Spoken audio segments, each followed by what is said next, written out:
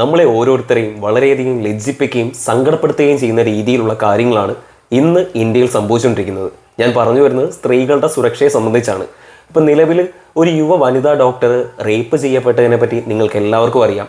അപ്പോൾ അതിനുശേഷം ആ ഒരു വിവാദം കെട്ടടങ്ങുന്നതിന് മുന്നേ, അതിലെ പ്രതികൾക്ക് ശിക്ഷ മൂല്യം ലഭിക്കുന്നതിന് മുന്നേ മറ്റൊരു സംഭവം, മറ്റൊരു ലജ്ജിപ്പിക്കുന്ന, നമ്മളെ കരയിപ്പിക്കുന്ന രീതിയിലുള്ള, സങ്കടപ്പെടുന്ന, വേദനിപ്പിക്കുന്ന രീതിയിലുള്ള മറ്റൊരു സിമിലർ സംഭവം കൂടെ നമ്മുടെ ഇന്ത്യയിൽ തന്നെ അരങ്ങേറിയിരിക്കുകയാണ്.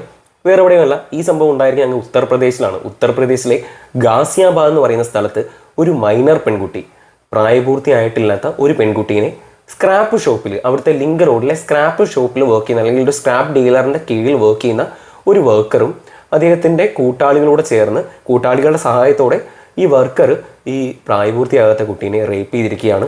റേപ്പ് ചെയ്യുക എന്ന് പറയുമ്പം പിൻവാതിലിലൂടെ ഉള്ളിൽ കടന്നതിന് ശേഷം അതിനെ ഡ്രഗ് ചെയ്ത് അതിനെ ബോധം കെടുത്തതിന് ശേഷമാണ്